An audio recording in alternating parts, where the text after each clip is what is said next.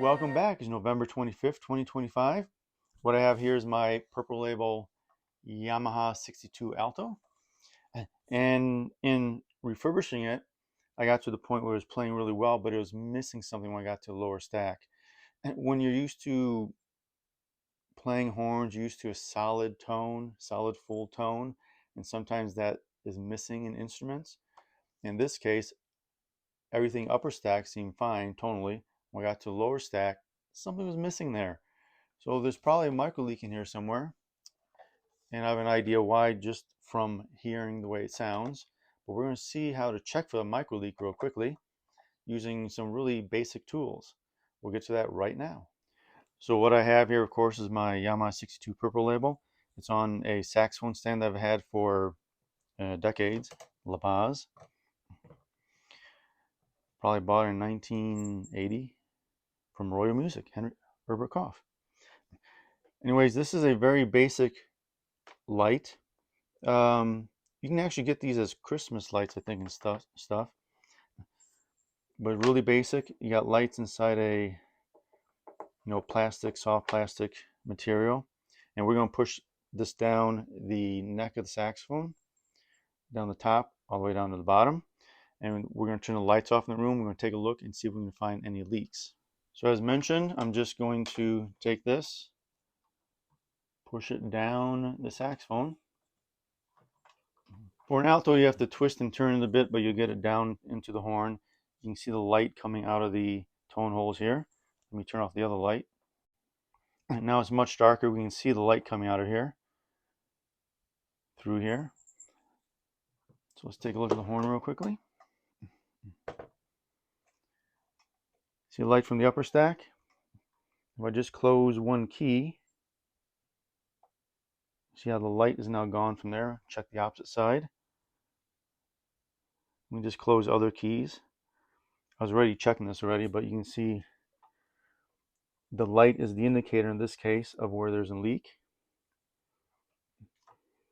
And I know there's no leaks up on the side keys or anything. There is also one. Look up here.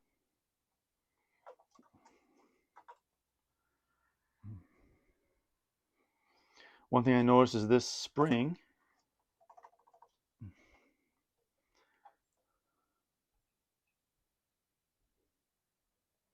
The spring on the high F is a little bit weak, so I'll have to work on that, but it still closes well.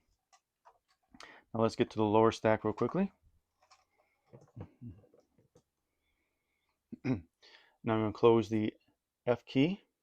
Now this closes two keys, as we know.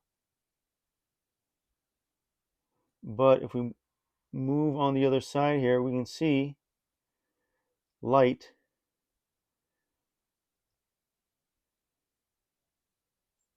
coming out of the F sharp key on top there.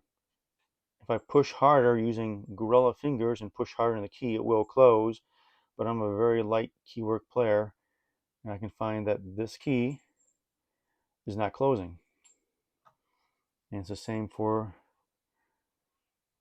if I close the other keys. Well, there's too much light reflecting out of there. But I found my culprit. So we found out that the culprit was, this is your F key right here. And in front of that is a little F sharp key there. We found out that key is not closing all the way, so we'll have to work on that. A couple ways of doing that, depending upon, for this particular instance, is this first key here has a little bit of slack in it. And if I get rid of a little bit of slack, it may close it. But I think I'll need to, what I think I'll have to do is I'll have to heat up this pad cup and then pull it down a little bit and put a little bit of shellac underneath it to add to the shellac amount there. A lot of times people pull down pads and then let it set there, but the trouble is when you pull it down, you're creating a gap between it. Many times you get these little strings of shellac that will support the pad. And initially it'll work, but those little strings of shellac over a short time will break, and then your pad will leak even more because it loses the base of it. So if you ever pull down any pads, you always want to add some more shellac in there, and I use shellac powder to do that. But this is an easy way of checking for micro leaks in a horn, especially if you think your horn isn't quite playing right. Anyways, give it a thumbs up, like, share, and subscribe. And we're actually going to do more with this Yamaha 62. We're going to compare it to my Mark 6 in all aspects: design, tone hole size, tone hole locations, and of course how it sounds. Anyways, we'll see you later.